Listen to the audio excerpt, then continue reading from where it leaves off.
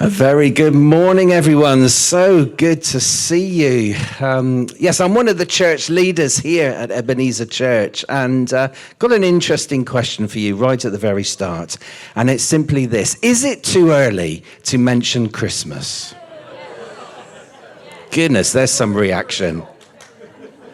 But actually, my reference to Christmas here is with regard to last year, when Angela and I had family round.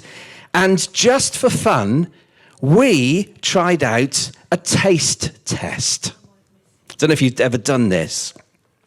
We had packets of Pigs in Blankets crisps from Aldi, Asda, Sainsbury's, and Marks and Spencer. And of course, as we were doing this, we had that question, can you taste the difference between these different brands? And an assessment at the end, ultimately, which were the best crisps. It was a lot of fun, actually. Interesting that Sainsbury's has a range called Taste the Difference. Don't know if you ever shop up at Sainsbury's. But going back to last Christmas, I actually can't remember which packet of crisps won. Just can't remember. And so, of course, this is relevant to today's talk. How can we make a difference? And there's a more serious question here, that as Christians, do we make a difference to the lives around us? And the reason we're asking ourselves this question today is because of something that Moses, one of the ancient leaders of the Jewish nation, actually asked God. This was his question: what else will distinguish me and your people from all the other people on the face of the earth? So we're going to read the context of that question. And it's in the second book of the Bible, the book of Exodus, reading from chapter 33, and I'm starting at verse 12. Moses said to the Lord, "You have been telling me, lead these people, but you have not let me know whom you will send with me. You have said, I know you by name, and you have found favor with me. If you are pleased with me, teach me your ways, so I may know you and continue to find favor with you. Remember that this nation is your people." And the Lord replied, "My presence will go with you, and I will give you rest." Then Moses said to God, "If your presence does not go with us, do not send us up from here. How will anyone know that you are pleased with me and your people unless you go with us? What else will distinguish me and your people from all the other people on the face of the earth?" And the Lord said to Moses, "I will do the very thing you have asked, because I am pleased with you, and I know you by name." Moses makes this request of God: if your presence does not go with us, then don't take us up from here. And today actually marks the start of a new Sunday morning series that we're going to run with together. And it's called A People of Presence. And with this story starting us off, it's not hard to see that we are talking about the presence of God. Imagine for a moment that as Christians, we represent and carry the presence of God wherever we go. Just think about that for a moment. And I want to suggest two learning points for us all together today. The first is this: we cannot be God's presence unless we've been in God's presence. Lesson 1. Lesson number 2, let's be God's presence, not just a good presence. Moses had spent time alone with God up on the mountain. Exodus 33 verse 11 says this: the Lord would speak to Moses face to face as a person speaks with their friend. And just a little later on, we read this: when Moses came down from Mount Sinai, he was not aware that his face was radiant because he had spoken with the Lord. I think there's something so wonderful here about Moses spending time alone with God, so much so that his face was radiant. There was a noticeable glow about Moses that people saw. I wonder, when we've spent time with God, our faces may not necessarily glow. But is it noticeable to others that we've been with God? Goodness me. You're not going to be surprised to hear me say that Jesus himself set us an example of being alone with God. Matthew 14 states, after Jesus had dismissed the crowd, he went up on a mountainside by himself to pray. And when evening came, he was there alone. Jesus again sets us an example to follow, spending time alone with God. Don't forget what we're doing this morning. Just as an aside, it comes to my mind. We are spending time with God together. But what about spending time alone with God? It's something Jesus actually encourages us to do as well. Jesus' own words: when you pray, go into your room and close the door and pray to your Father who is unseen. I mean, I might have a long journey to make in the car, but first I've got to pull in at the service station and fill up with petrol, okay? I might want to get out on the pitch and play football, but first I need to spend time warming up. I mean, how can we expect to bring God's presence into situations unless we have been in God's presence ourselves? This is the essence of this first lesson we're learning together.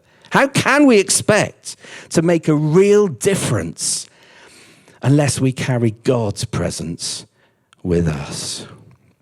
The prophet Zechariah says this, and I love these words: it's not by might, it's not by power, but by my Spirit, says the Lord Almighty. And if we are to be known as a people of God's presence, we need to get back to our prayer room at home. Make this a daily discipline. And make this a daily prayer: if your presence does not go with me, do not send me up from here.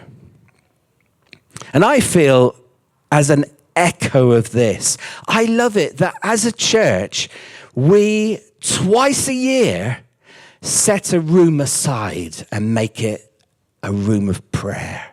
It's our prayer room for 24/7 prayer. We do that in the autumn at the start of a new academic year.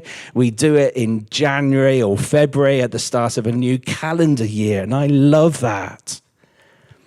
But at the same time, I want to add caution. Let's not make all of this a habit for the sake of ticking the quiet time box. I've done my quiet time today. I've spent time with God today. I've prayed today. I've read the Bible today. Tick, tick, tick. Job done. It's not that. I think Richard Foster puts it well in his book, Prayer, Finding the Heart's True Home.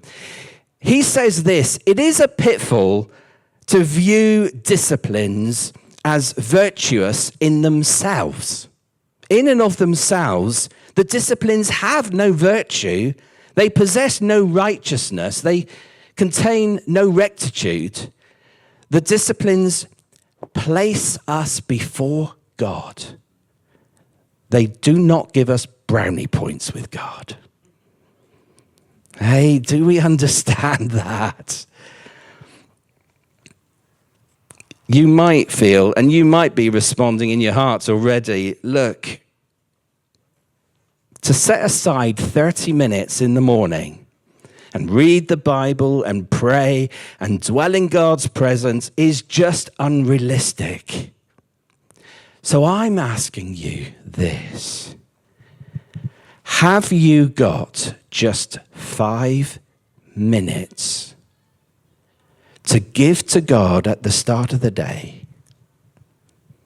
Just 5 minutes to be in the presence of God, and then to get on with the rest of the day with that sense, I've been with God, and I'm now going to carry his presence into my day. I'm going to carry his presence into work. I'm going to carry his presence into my home with my family.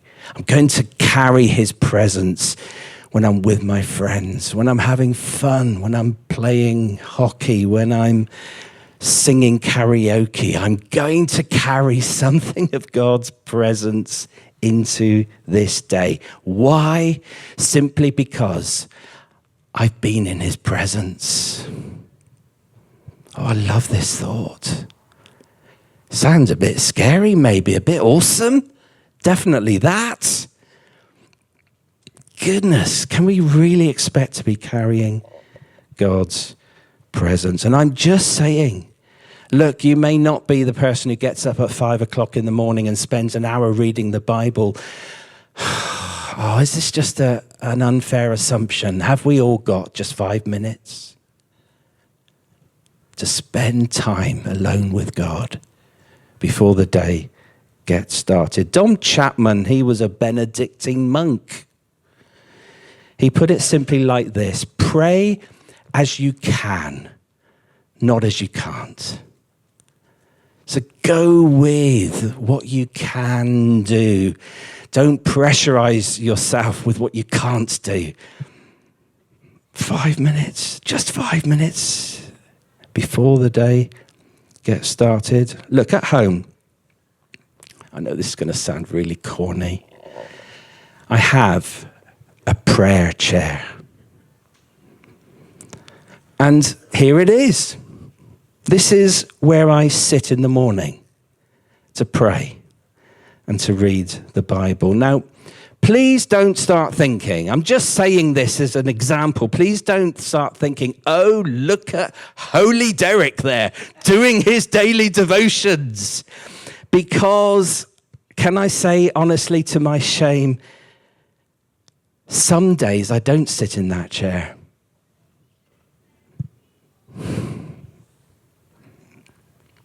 There are days when I haven't started in prayer. Now, I don't know if that shocks you, because for goodness sake, here's Derek. He's just said he's one of the church leaders, and now he's saying he doesn't sit in his blimmin' prayer chair every day. I'm just being honest with you, because we all get days like that. Genuinely, honestly. Let's talk about this honestly amongst ourselves. We know what we want to do, and sometimes we don't do what we want to do. That's one of Paul's arguments, wasn't it? The things I want to do, I don't do. Just being honest with you. In our own way, at the best time we can find, let's embrace a genuine discipline of falling down on our knees and receiving from God, so that during the day that lies ahead of us, we have a tank that is full and can be drawn upon, and we can give out of what we have received.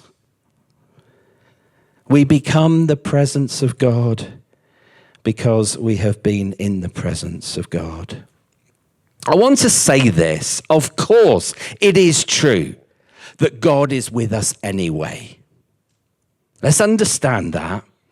He has promised not to leave us. And if we haven't started the day in God's presence with prayer, reading his word, the Bible, that doesn't mean God isn't with us. Let's not fall into this guilt trap of, oh my goodness, I didn't sit in my prayer chair this morning. Where is God? God is with me. Of course he's with me. But I'm just going to suggest that there is a real intentionality about carrying God's presence with us where we go and with whomsoever we're going to be with when we do give 5 minutes in the morning, 5 minutes at the start of the day. This is intentional. This is a commitment. This is a discipline in all of us to actually dwell in God's presence.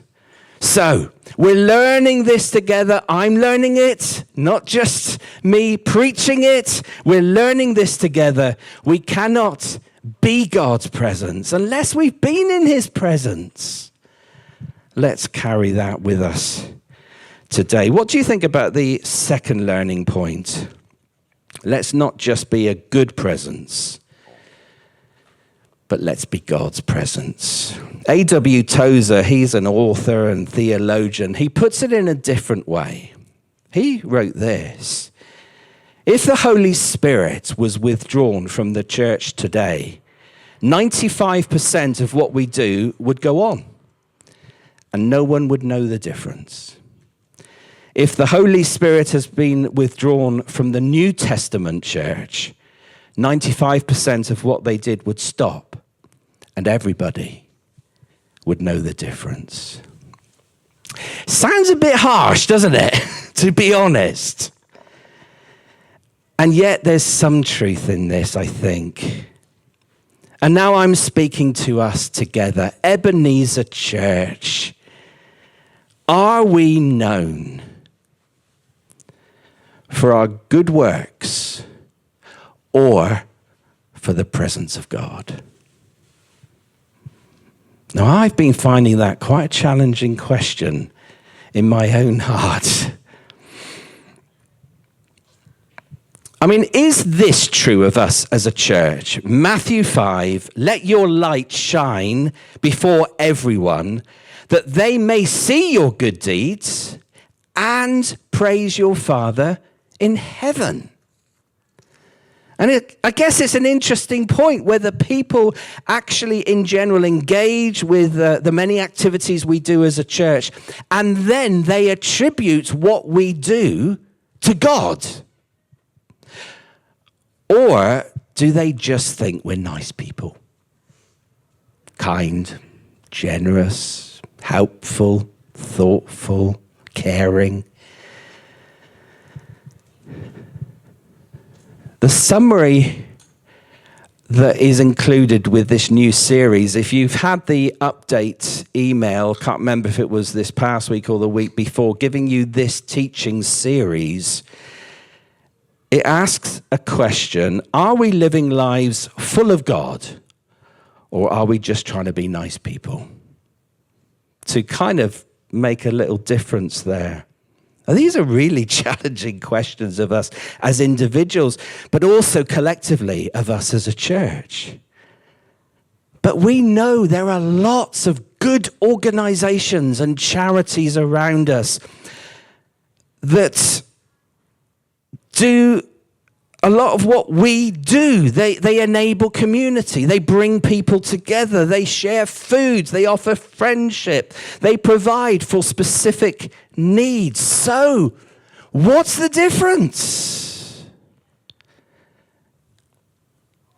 It has to be the presence of God, doesn't it? It's got to be that. We're seeking to be God's presence in the many things that we do.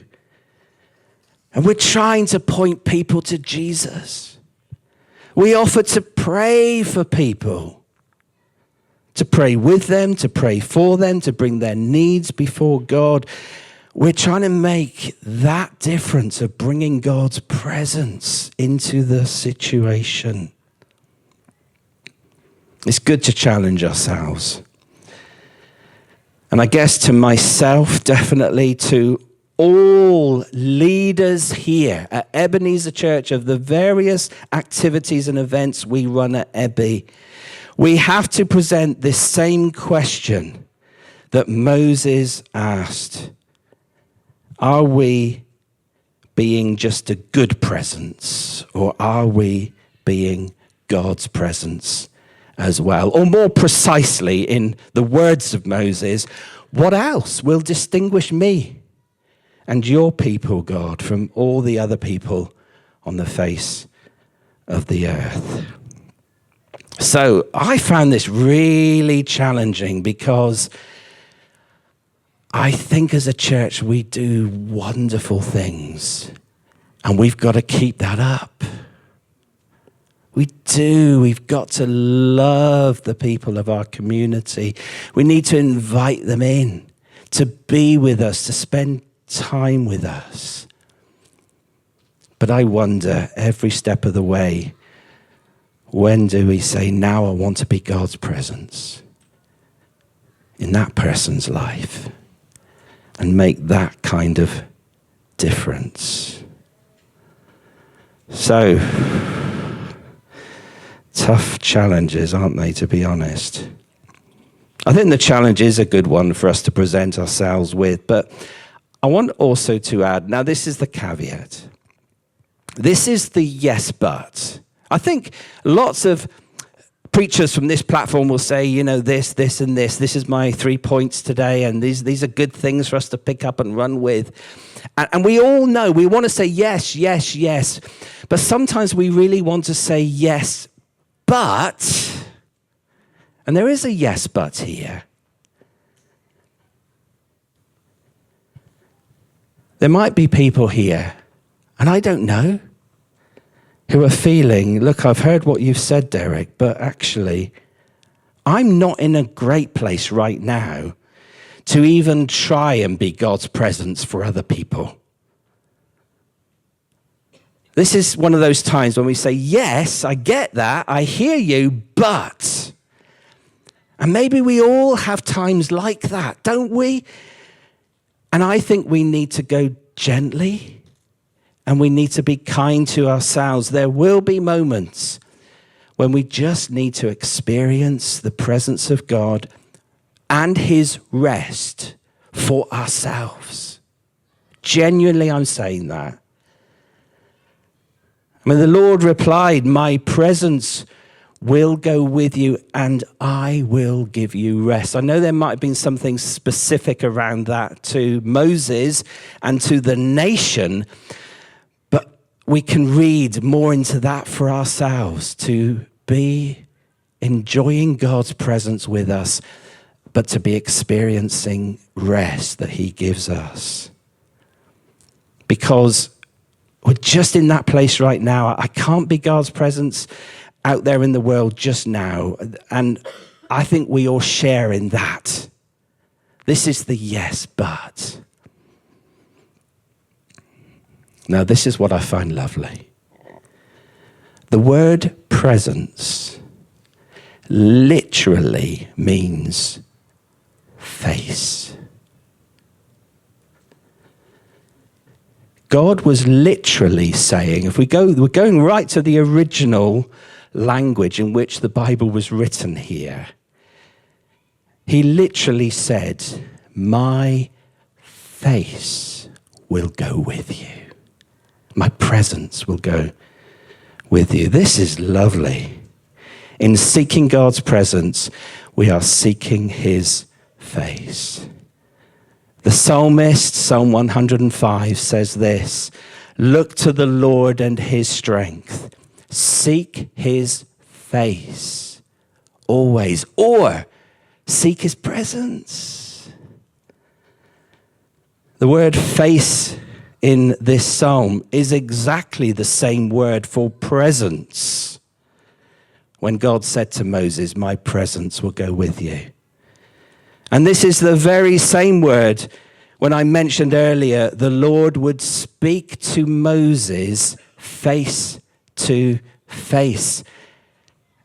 It's like God's presence and God's face become interchangeable. To be in the presence of God is to see the face of God.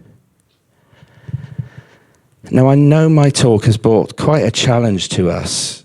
If it's a case of kind of examining where we are now as a church and what we do, and in all the wonderful good things that we do, to really challenge ourselves, are we just being a good presence in the community? Are we just being a good presence for the people who engage with us as a church who don't know Jesus yet? Are we just being good people? Or are we bringing something of God's presence? And maybe as teams and as leaders of the various activities, even this coming week before the occasion starts, that's the challenge. How am I going to bring something of God's presence into the cafe on a Thursday morning, into Footprints on a Wednesday afternoon, into the parent and toddler group on a Tuesday morning, when I'm meeting one-to-one with someone to support them? This is quite challenging, isn't it? We have to challenge ourselves every now and then.